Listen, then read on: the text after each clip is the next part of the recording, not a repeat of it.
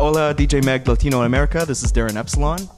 And this is Sitting, and we are really looking forward to playing today at Bo back to back.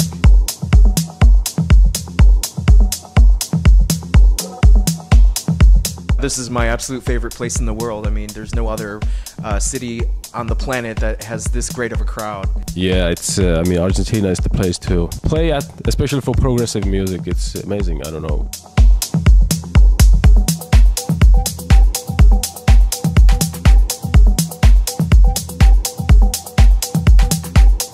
We usually just come to these things and we improvise, and we just play off of each other and go with the flow and whatever the crowd wants. So it's not something that's easy to do. We have to really listen to each other, and we've done this a few times before, maybe 10 times before. So I think we're kind of used to each other's sound. For this back-to-back, like Darin said, no preparation really. Like we go with the flow.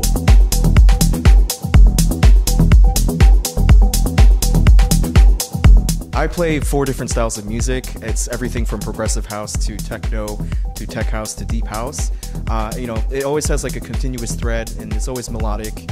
So, I feel like the real role of a DJ is to take all these different influences and make them one cohesive set. For me, I really got hooked on Sasha and Digweed. They were like the first progressive house DJs that I heard. And then I really got attached to Hernan Cattaneo, Nick Warren, of course.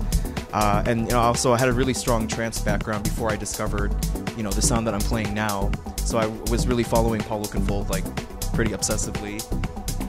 Yeah, for me, I went through since the beginning of '90s, so all the hardcore, acid techno from psytrance to progressive house in the beginning of 2000, like.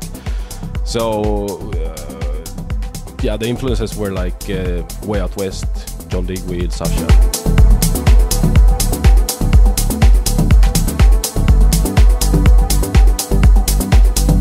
I think it's progressive house is growing at the moment, the scene.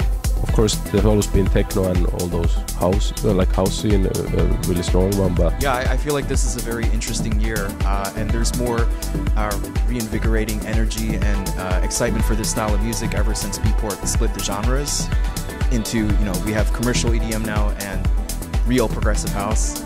So it's a very interesting time, and I only see it going up from here. I see a lot of these other guys incorporating the sound into their sets, like Dixon and Tale of Us and Solomon. So I really think that, the best is yet to come.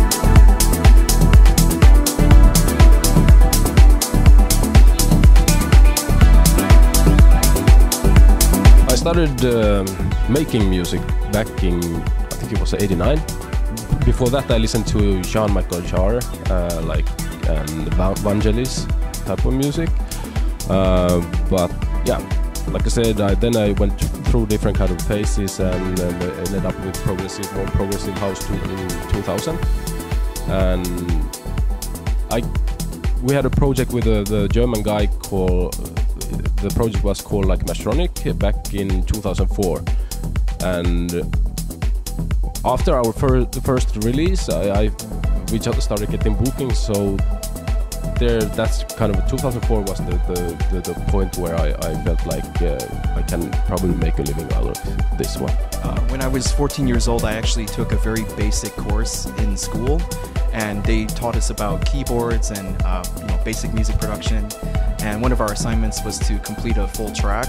So, I really learned a lot from this course, and it became very interesting to me. So I just decided to study it on the side, and I kind of got distracted from school and everything. But after college, I released my first remix, and then eventually started my radio show and my record label.